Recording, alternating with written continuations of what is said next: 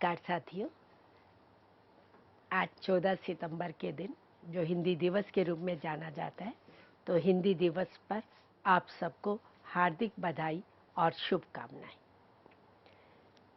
हिंदी संपर्क भाषा से राष्ट्रभाषा होती हुई राजभाषा के दर्जे तक पहुंची।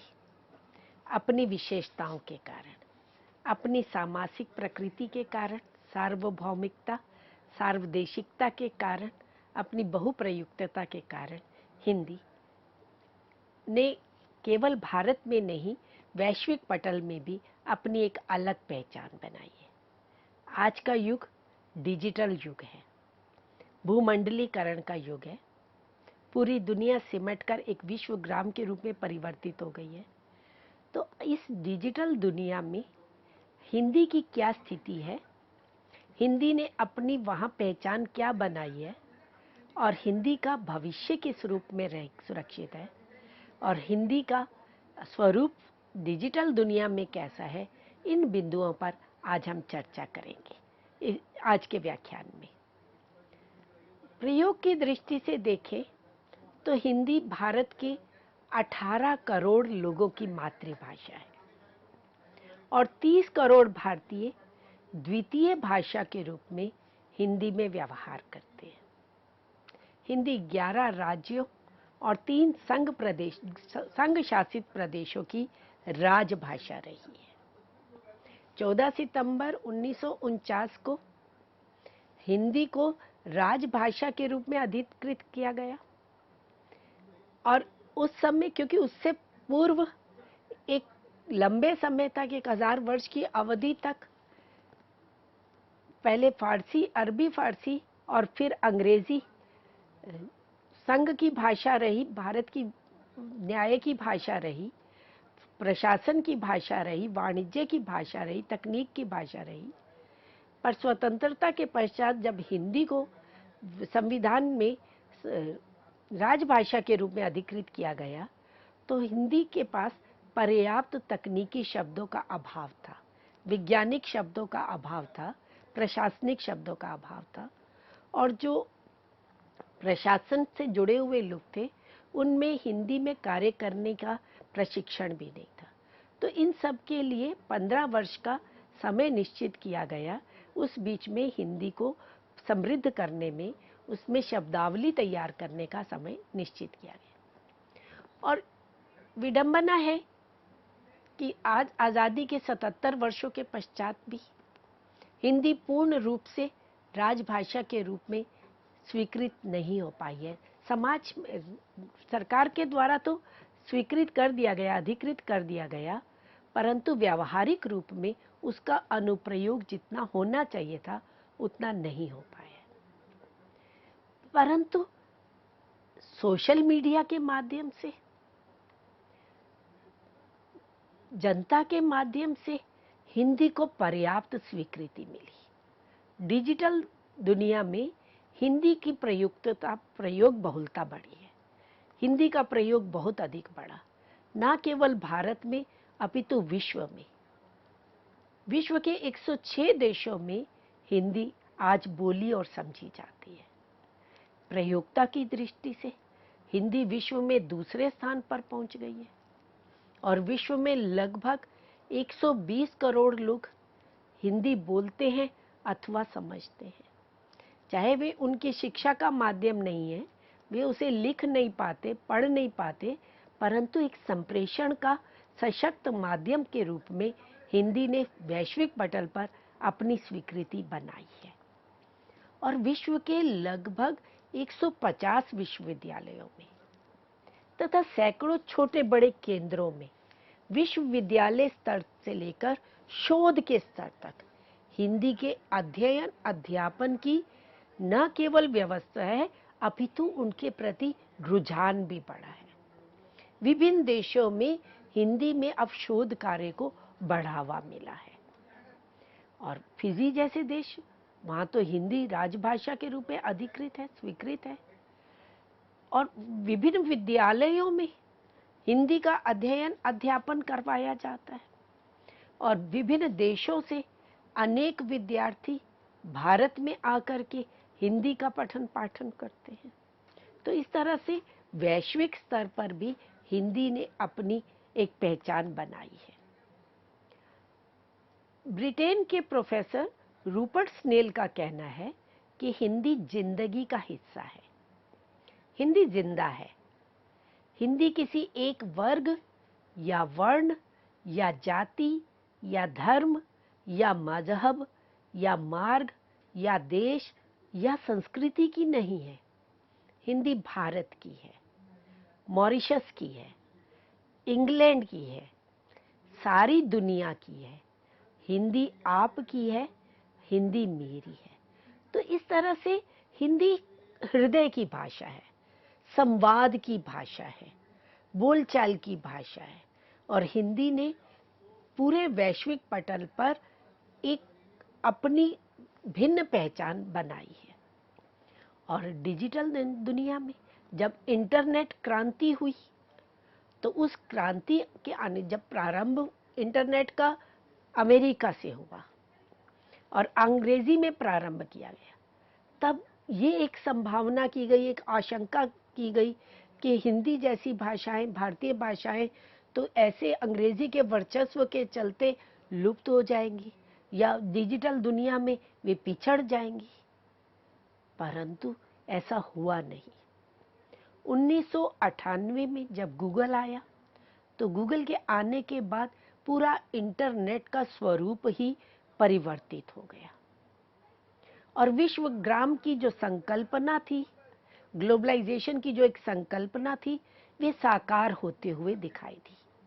विभिन्न देश ज्ञान विज्ञान के क्षेत्र में एक समीप आए, समय की और स्थान की दूरियां समाप्त हुई, अल्प व्यय में अधिक से अधिक लाभ की प्राप्ति हुई, सूचनाओं का, ज्ञान विज्ञान का आदान प्रदान बहुत कम समय में, बहुत कम व्यय में होने लगा।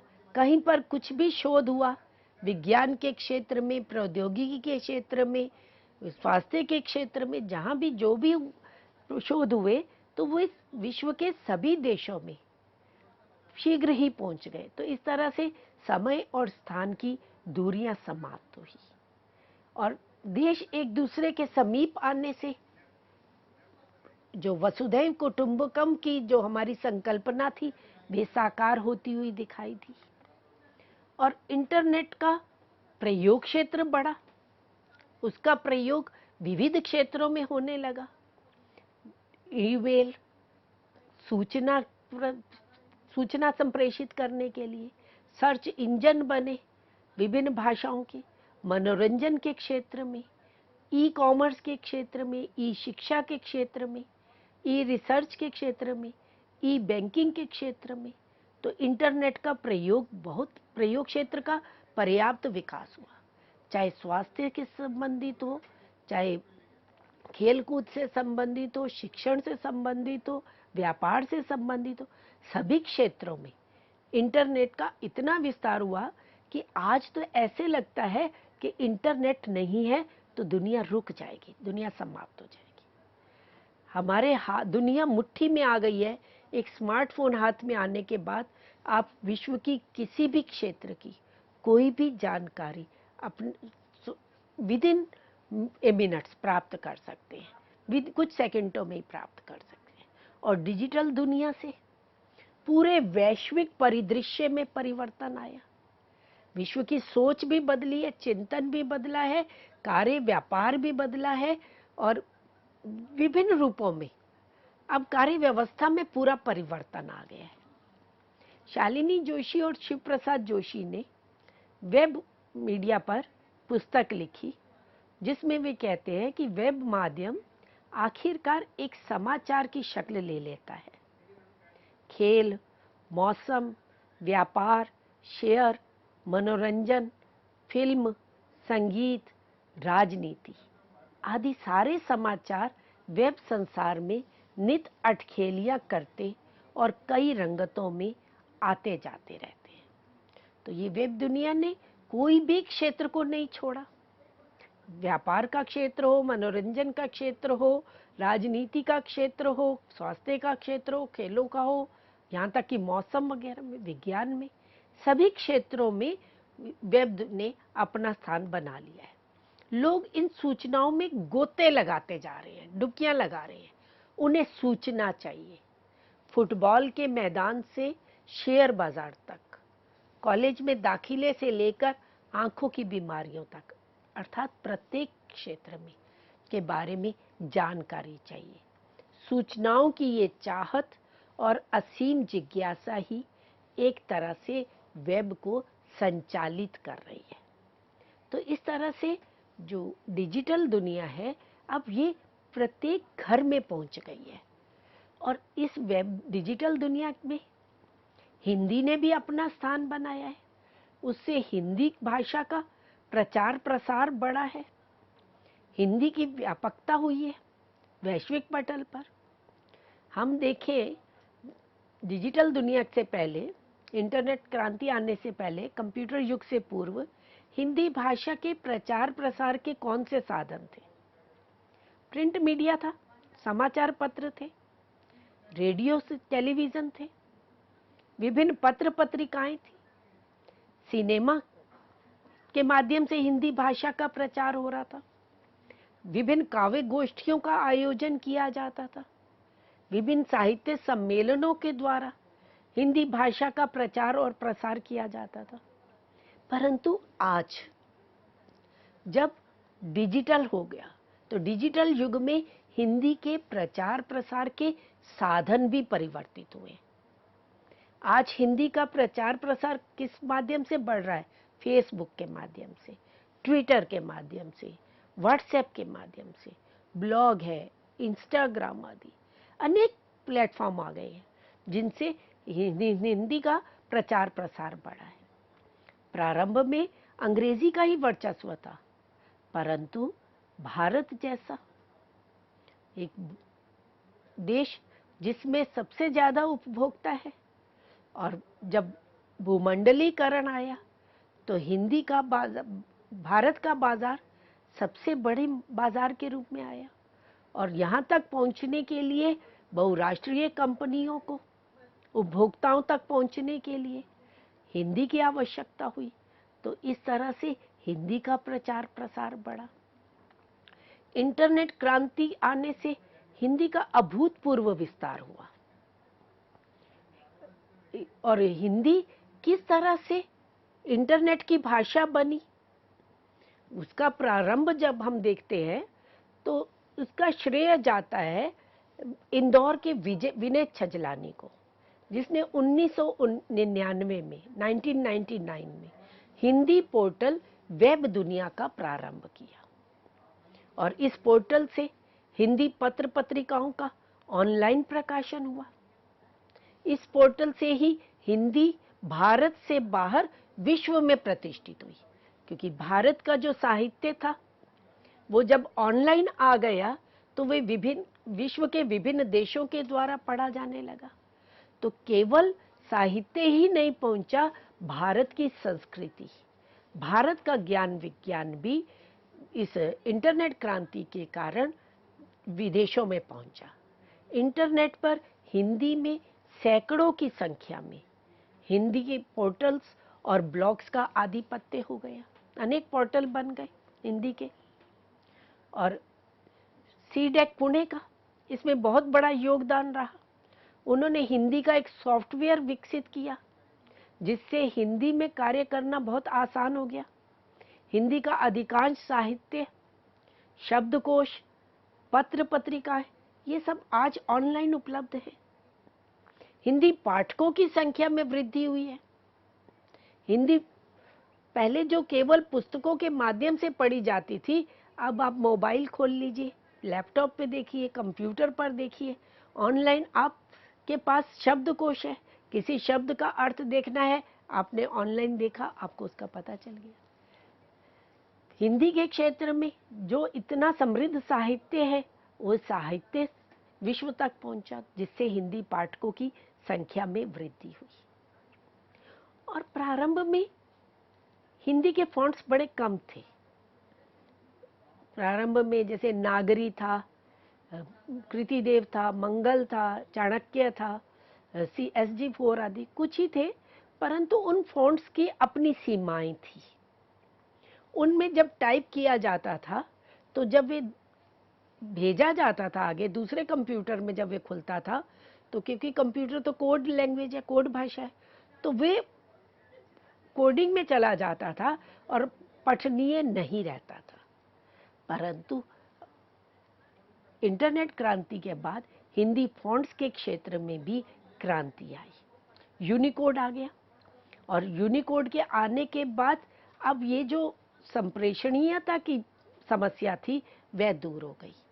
अब रोमन में लिखने पर भी वे सीधा हिंदी में ही, नागरी में ही परिवर्तित हो जाता है। तो इस तरह से इंटरनेट पर हिंदी भाषा में blog, news portal, social media sites, अन्य सामग्री प्रदान करने वाली अनेक वेबसाइट्स का विकास हुआ। कई वेबसाइट्स हिंदी की आ गई। इंटरनेट पर 15 से अधिक हिंदी के सर्च इंजन आ गए, गूगल के द्वारा भी, माइक्रोसॉफ्ट के द्वारा भी, गुरु के द्वारा भी, रेडिफ के द्वारा भी अनेक हिंदी के सर्च इंजन अब बन गए हैं। और हिंदी में अनेक विषयों पर सूचनाएं और ज्ञान प्राप्त करने के लिए डिजिटल दुनिया में अनेक स्रोत हैं, जहाँ से हम हिंदी के विषय में, हिंदी साहित्य के विषय में, हिंदी शब्दों की उत्पत्ति को लेकर के, हिंदी व्याकरण को जानने के लिए, शब्द संरचना को लेकर के जानकारी प्राप्त कर सकते हैं। इसके लिए हिंदी विकिपीडिया है, www.शब्दकोश है, कविता कोश है, हिंदी कुंज है, हिंदी शब्द तंत्र है। इस तरह के अनेक वेबसाइट्स हैं जिनसे हम हिंदी के अनेक विषयों पर ज्ञान प्राप्त कर सकते हैं, सूचनाएं प्राप्त कर सकते हैं। आप देखिए कोरोना के समय में जब सब कुछ बंद हो गया था, सब कुछ रुक गया था, परंतु डिजिटल दुनिया होने के कारण, सूचना प्रौद्योगिकी की क्रांति के कारण कोई भी कार्य रुका नहीं। अपने घर में ही रहते हुए यहाँ तक कि शिक्षा व्यवस्था भी सुचारू रूप से चलती रही। ऑनलाइन शिक्षा हुई, गूगल मीट के माध्यम से, जूम के माध्यम से, टीम के माध्यम से अनेक प्लेटफॉर्म आ गए जिनसे घर में बैठे हुए शिक्षक अपने विद्यार्थियों तक अपनी बात पहुंचा रहे हैं। ये डिजिटल दुनिया ही है। हम यहाँ से अपना व्याख्यान दे रहे हैं और पूरे भारत में नहीं, विश्व में पहुंच रहा है। तो इस तरह से हिंदी के प्रचार प्रसार में, हिंदी के साहित्य को पहुंचाने में, शिक्षा के क्षेत्र में, डिजिटल दुनिया में बहुत अधिक लाभ हुआ। और हिंदी के अनेक सॉफ्टवेयर भी विकसित हुए जिससे हिंदी में कार्य करना बड़ा आसान हो गया। पहले हिंदी में कार्य करने के लिए हिंदी टाइपिंग आना आवश्यक था। जिसको टाइपिंग नहीं आती थी वो हिंदी में काम नहीं कर सकता था, या जो टाइपराइटर अंग्रेजी में था उसके कीबोर्ड पर हिंदी के ऊपर अक्षर जो है वो चिपका दिए जाते थे। परंतु अब हिंदी में ऐसे सॉफ्टवेयर बन गए हैं फॉन्ट की डिजाइनिंग के लिए, फॉन्ट परिवर्तन के लिए। आपने एक फॉन्ट में लिखा है, दूसरे कंप्यूटर में अगर वे फॉन्ट नहीं है तो वहाँ फॉन्ट परिवर्तन की भी सुविधा हो गई। और यूनिकोड तकनीक आने से तो हिंदी में लिखिए, चाहे आप रोमन में, नागरी लिपि में लिखिए या रोमन में लिखिए, वे सीधा हिंदी में चला जाता है और उसको किसी भी प्लेटफॉर्म पर, मोबाइल पर, लैपटॉप पर, कंप्यूटर पर आसानी से पढ़ा जा सकता है। शब्द संसाधक के लिए अनेक सॉफ्टवेयर विकसित हुए, जिस्ट कार्ड है, शील है, लीप ऑफिस है, अक्षर है, सुविंडो है, अनेक शब्द संसाधक बने। ऐसे वर्तनी संशोधक बने, व्याकरण संबंधी अनेक सॉफ्टवेयर विकसित हुए। सरकार द्वारा भी और गैर सरकारी संस्थाओं द्वारा भी हिंदी के अनेक सॉफ्टवेयर का विकास किया जा रहा है। अब केवल लिखने की भी आवश्यकता नहीं है, ऐसे सॉफ्टवेयर आ गए हैं कि आप बोले, अगर आपका उच्चारण शुद्ध है तो जो आप बोल रहे हैं वो सीधा का सीधा लिखा हुआ हिंदी में आता चला जाता है। अनुवाद के सॉफ्टवेयर बन गए हैं, आप हिंदी में बोल रहे हैं तो जिस भाषा में उसको अनुवाद करना चाहें उसका अनुवाद हो जाता है।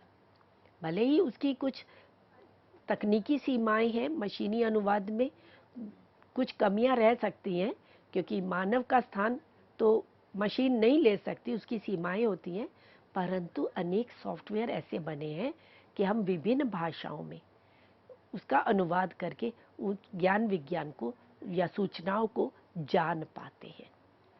और इससे डिजिटल दुनिया से आने से हिंदी को क्या लाभ हुआ? हिंदी के प्रयोगता बढ़े, हिंदी का प्रयोग बढ़ा, और ये माना जा रहा है आज तो कि भारत जो है पहले इंटरनेट का तीसरा सबसे बड़ा उपयोग करता था, परंतु अब नया जो सर्वेक्षण हुआ है उसमें ये देखा जा रहा है कि इंटरनेट के क्षेत्र में हिंदी के प्रयोक्ता भारत में जो है सबसे अधिक है। हिंदी बाजार और अर्थव्यवस्था की एक सशक्त भाषा के रूप में आज विकसित हुई है। आज हिंदी केवल विचार और चिंतन की भाषा नहीं रही, आज वे बाजार की भाषा भी बन गई है। हिंदी के ही लगभग 1 करोड़ वेब पेज है और YouTube पर 93% हिंदी प्रयोक्ता है। और ये माना जा रहा है, एक सर्वेक्षण हुआ, जिस तरह से हिंदी प्रयोक्ता बढ़ रहे हैं तो ये माना जा रहा है, ये संभावना व्यक्त की जा रही है कि 2030 तक 1 अरब हिंदी प्रयोक्ता की डिजिटल माध्यम से जुड़ने की संभावना है। और डिजिटल दुनिया में अंग्रेजी की तुलना में हिंदी कंटेंट की मांग में भी वृद्धि हुई है। आज हिंदी ब्लॉग्स लिखने वाले, हिंदी कंटेंट लिखने वालों की मांग बढ़ी है। हिंदी तकनीक की भाषा के रूप में विकसित हुई है। तकनीकी क्षेत्र में, विज्ञान के क्षेत्र में, सूचना प्रौद्योगिकी के क्षेत्र में हिंदी का विकास हुआ है आज। और हिंदी के प्रयोक्ता बढ़ने से भारत की भाषा, संस्कृति और दर्शन, इसको विश्व पटल पर पहचान मिली है। आज विश्व के अनेक देश भारत की भाषा को पढ़ने के लिए, उसमें बात करने के लिए लालायित है। डेनमार्क की अर्चना पेन्यूली ने एक बार कहा कि पहले डेनमार्क में हिंदी पढ़ाने के लिए हमें विद्यार्थियों को इकट्ठा करना पड़ता था, और आज इतने विद्यार्थी आ गए हैं कि जो स्वतः आ रहे हैं और भारत की भाषाओं को, हिंदी को विशेष रूप से पढ़ने के लिए, क्योंकि हिंदी आज बाजार की भाषा बन चुकी है, व्यापार की भाषा बन चुकी है। और बहुराष्ट्रीय कंपनियों ने भी जब भारत में अपनी कंपनियों को स्थापित किया तो उन्हें भी ये लगा कि बिना हिंदी के हम उपभोक्ता तक नहीं पहुंच पा रहे, तो इसलिए उन्होंने अपने कर्मचारियों को, अपने अधिकारियों को हिंदी सीखने के लिए प्रेरित किया। तो इस तरह से हिंदी भाषा को एक ग्लोबल मान्यता प्राप्त हुई, वैश्विक पटल पर पहचान मिली। और जब हिंदी का इतना विस्तार हुआ तो हिंदी में रोजगार के अवसरों में भी वृद्धि हुई, रोजगार के विभिन्न अवसर खुले, तकनीकी क्षेत्र में भी, विज्ञान के क्षेत्र में भी, और जैसे अब सूचना प्रौद्योगिकी, मीडिया के क्षेत्र में रोजगार के अनेक अवसर हिंदी में मिले हैं। ब्लॉग राइटिंग के लिए और कंटेंट राइटिंग के लिए हिंदी की बहुत ज़्यादा प्रयोक्ताओं की, हिंदी के ज्ञाताओं की मांग बढ़ी है। तो इस तरह से डिजिटल दुनिया के आने से हिंदी को लाभ हुआ है। और नई युवा पीढ़ी, उसका हिंदी के प्रति रुझान बढ़ा है। पहले पुस्तकें पढ़ने में अब पीछे युवा पीढ़ी थोड़ी उदासीन सी हो गई थी, पर अब ऑनलाइन उपलब्ध होने पर कहानियां पढ़ने के लिए, कविताओं को पढ़ने के लिए हिंदी के प्रति रुझान बढ़ा है। सृजनात्मकता में वृद्धि हुई है। पहले सृजनात्मक शक्ति तो सब में होती है, सब में प्रतिभा होती है। कोई कविता लिखता है, कोई कहानी लिखता है, कोई लेख लिखता है, तो वो जो भी लिखता था तो वे उसके कॉपी में ही बंद होकर के रह जाता था, या वे प्रकाशकों के चक्कर लगाता रहता था। आज उसने कोई कहानी लिखी, कोई उपन्यास लिखा, कोई निबंध लिखा, कुछ भी लिखता है तो वह, उसके पास एक बड़ा प्लेटफॉर्म है, वह ऑनलाइन उसको अब समाज के सामने फेसबुक पे डाल देता है, ब्लॉग में डाल देता है, ट्विटर पे डाल देता है, तो व्हाट्सएप के माध्यम से। तो इस तरह से आज उसके सामने अनेक क्षेत्र हैं जिसमें वे अपनी सृजनात्मक प्रतिभा का विकास भी कर सकता है, उसमें वृद्धि भी कर सकता है। हिंदी अब केवल संप्रेषण का माध्यम अथवा साहित्यिक भाषा तक ही सीमित नहीं रह गई है। विज्ञान, तकनीकी, वाणिज्य, सूचना प्रौद्योगिकी, प्रशासन विभिन्न क्षेत्रों में विकसित हुई है। और भारत के नेता भी, राजनीतिज्ञ भी जब विश्व में जाते हैं तो वे अपनी हिंदी में ही बोलते हैं। अभी अभी G20 हुआ, मोदी जी ने पूरा भाषण सभी हिंदी में ही दी। तो इस तरह से विभिन्न क्षेत्रों में अब हिंदी के प्रति रुझान बढ़ रहा है, हिंदी अब विकसित हो रही है। जहां डिजिटल दुनिया आने के कारण हिंदी इतनी विकसित हुई है, वहीं एक हिंदी के सामने चुनौती भी आई है। आज हिंदी हिंग्लिश बन गई है, उसमें अंग्रेजी शब्दों का अधिक प्रयोग हो रहा है, जिसके कारण हिंदी की जो मूल संवेदना है वे कहीं समाप्त होती दिखाई दे रही है। तो हिंदी की शुचिता को भी बनाए रखना है। हिंदी उदार में लचीलापन है, जीवंतता है। वे अन्य भारतीय भाषाओं के शब्दों को भी लेकर चलती है, वे अंग्रेजी के शब्दों को भी स्वीकार करती है, विश्व की अन्य भाषाओं को भी स्वीकार करती है, परंतु उसकी अपनी जो मूल शक्ति है वह समाप्त नहीं होनी चाहिए। नहीं तो हिंदी इंग्लिश बन गई अगर, तो उसका जो मूल रूप है वे कहीं समाप्त हो जाएगा। तो संप्रेषणीयता के स्तर पर, सांस्कृतिक स्तर पर हिंदी की मूल शक्ति को बनाए रखना है, उसकी अस्मिता को भी बनाए रखना है। ये एक चुनौती भी है। तो इस तरह से हिंदी दिवस पर मैं पुनः आप सबको हिंदी की दिवस पर शुभकामनाएं देती हूँ, हार्दिक बधाई देती हूँ। धन्यवाद।